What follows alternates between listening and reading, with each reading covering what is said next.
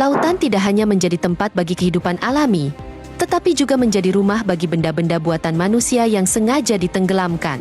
Proses penenggelaman benda-benda besar seperti kereta api, pesawat, kapal perang, dan bahkan jutaan ban bekas ke dasar laut menjadi sorotan dunia. Lalu, bagaimana proses penenggelaman benda tersebut? Dan mengapa hal ini dilakukan? Berikut ini, 6 kisah unik di balik penenggelaman benda-benda besar ke dasar laut.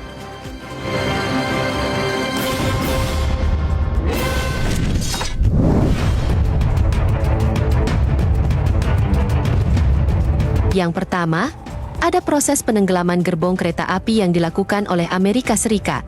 Ribuan gerbong kereta ini sengaja ditenggelamkan ke dasar laut dengan dimuat oleh kapal tongkang. Lalu untuk apa semua itu dilakukan? Jadi, sistem kereta bawah tanah New York City memang sangat padat dan membutuhkan banyak kereta untuk beroperasi. Kereta MRT yang sibuk ini mengangkut jutaan penumpang setiap tahunnya. Namun, kereta-kereta yang sudah tua dan tidak layak operasi harus dipensiunkan.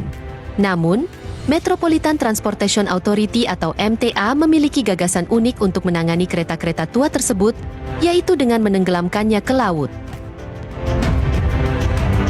Sejak tahun 2001 hingga 2010, MTA telah menenggelamkan 2.580 gerbong ke dasar Samudra Atlantik, di mana ide menggunakan kereta bawah tanah sebagai terumbu karang buatan ini pertama kali muncul pada tahun 1990-an.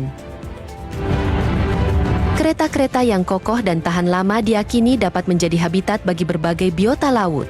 Sebelum ditenggelamkan, kereta-kereta ini melalui proses persiapan yang ketat.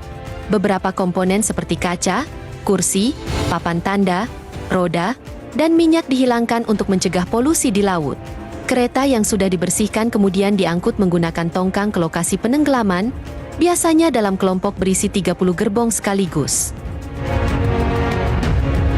Penenggelaman kereta bawah tanah New York pertama kali dilakukan di Slaughter Beach, tepatnya 25 km dari Indian River, di mana area terumbu buatan ini dikenal dengan nama Redbird Reef.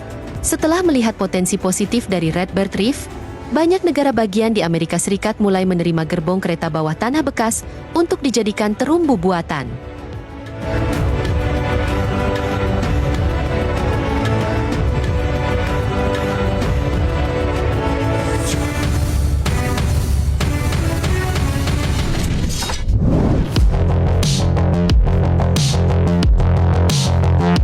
Pada 1970-an, sebuah proyek ambisius diluncurkan di lepas pantai Fort Lauderdale, Florida, Amerika Serikat, dengan tujuan menciptakan terumbu karang buatan dari ban bekas.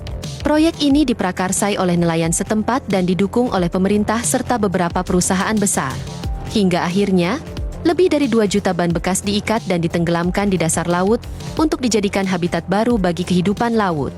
Namun, proyek ini berubah menjadi bencana. Air laut yang asin menyebabkan ikatan ban rusak, dan ban-ban tersebut terlepas, tersebar, dan merusak terumbu karang alami serta ekosistem laut. Ban yang ringan mudah terbawa arus, bahkan sampai ke pantai-pantai jauh seperti North Carolina. Proyek yang awalnya bertujuan baik ini pun justru menciptakan pencemaran lingkungan yang besar. Hingga akhirnya, upaya pembersihan dimulai pada 2001, namun menelan biaya yang sangat tinggi. Bahkan, militer Amerika turun tangan pada 2007 dan berhasil mengangkat puluhan ribu ban. Hingga tahun 2019, sekitar 250 ribu ban telah diangkat dari dasar laut. Namun sampai saat ini masih ada sekitar 700 ribu ban yang tersisa di dasar laut dan mencemari lingkungan.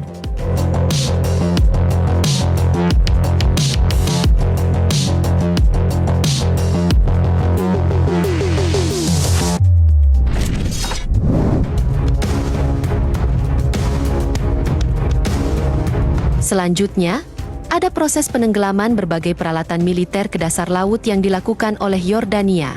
Berbagai peralatan militer seperti kendaraan, peluncur roket hingga helikopter tempur dibuang ke dasar laut. Lalu untuk apa semua itu dilakukan? Nah ternyata, Kerajaan Yordania menenggelamkan sejumlah peralatan militer pada tahun 2019 dengan tujuan untuk membuka museum militer bawah laut pertama di Pantai Laut Merah.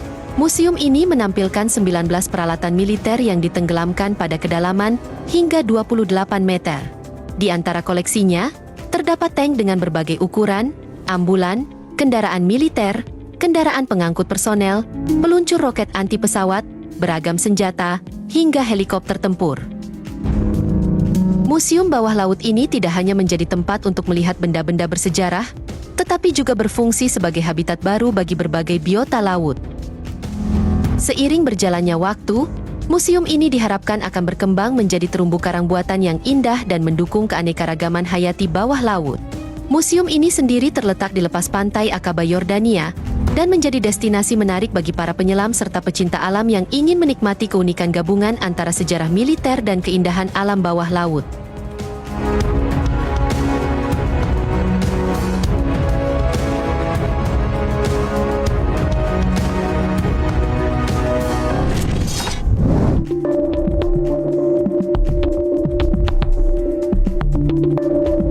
Berikutnya, ada sebuah pesawat Airbus A330 dengan nomor registrasi TCOCB yang dipensiunkan dan kini berubah menjadi terumbu buatan di dasar laut. Dengan panjang sekitar 54 meter dan lebar sayap 44 meter, pesawat ini ditenggelamkan di kedalaman 23 meter di perairan Kuadus, Turki, pada tahun 2016. Setelah hampir 23 tahun beroperasi, pesawat ini dinonaktifkan karena usianya yang sudah tua dan minimnya minat pembeli. Namun, alih-alih dibuang, badan pesawat ini dimanfaatkan dalam proyek kolaborasi dengan pemerintah Turki untuk dijadikan terumbu buatan.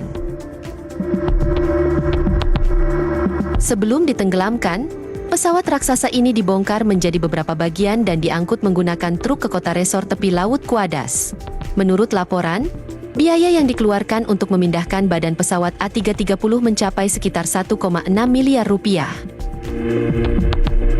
Setelah dibongkar, badan pesawat diangkut menggunakan 6 truk besar dari Antalya ke Yalifklik di Provinsi Aid, Turki Barat Daya.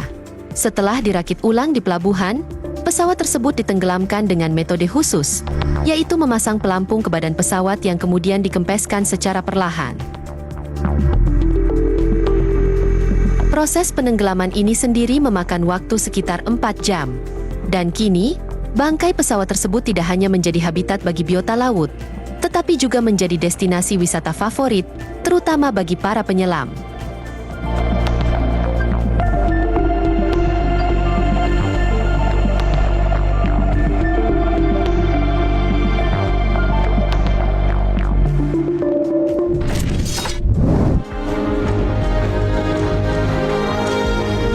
Selain kereta bawah tanah, benda-benda lain juga digunakan sebagai terumbu karang buatan, seperti yang dilakukan di Thailand. Pada awal Agustus 2010, pemerintah Thailand menenggelamkan 25 tank tempur di lepas pantai Provinsi Pattani dan Narathiwat, Thailand Selatan. Tak hanya itu saja, sebanyak 273 gerbong kereta api dan 198 truk sampah juga dibuang ke Laut Cina Selatan untuk dijadikan terumbu buatan. Terumbu buatan ini diharapkan dapat menciptakan terumbu karang baru, memperbaiki ekosistem laut, serta meningkatkan populasi ikan lokal di wilayah tersebut. Selain itu, proyek ini juga bertujuan untuk mencegah penangkapan ikan secara berlebihan. Proyek ini menghabiskan biaya yang jauh lebih besar daripada perkiraan awal, dengan anggaran tahunan sebesar 115,7 juta baht atau setara dengan 60 miliar rupiah.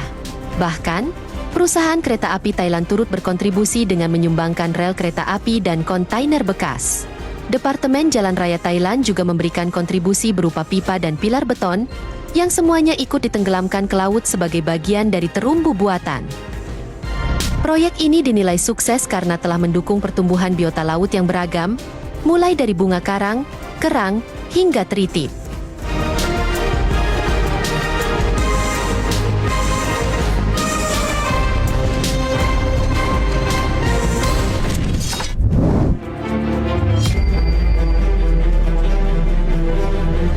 Selanjutnya, ada kapal perang Amerika yang juga ditenggelamkan ke dasar laut.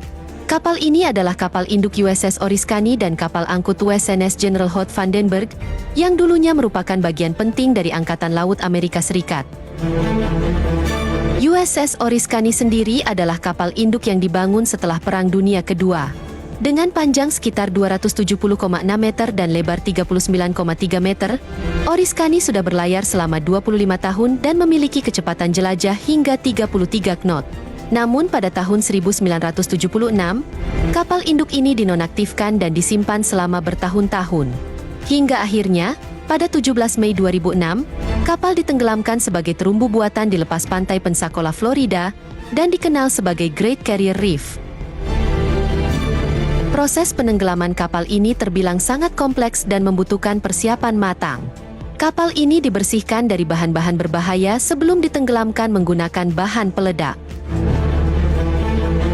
Tak hanya USS Oriskany, terumbu buatan juga tumbuh di dalam USNS General Hoyt Vandenberg. Kapal ini adalah kapal perang yang sudah digunakan oleh Angkatan Laut Amerika Serikat selama bertahun-tahun. Dengan panjang sekitar 159 meter dan lebar 21,6 meter, Vandenberg mampu berlayar dengan kecepatan 19 knot. Namun, setelah dinonaktifkan pada tahun 1983, kapal ini diputuskan untuk ditenggelamkan sebagai terumbu buatan pada tahun 2009. Proses penenggelaman kapal Vandenberg mirip dengan kapal Oriskany, di mana kapal ini dibersihkan dari bahan berbahaya dan kemudian ditenggelamkan menggunakan bahan peledak. Kini, Vandenberg menjadi terumbu buatan terbesar kedua di dunia setelah Oriskany dan telah menjadi rumah bagi beragam kehidupan laut.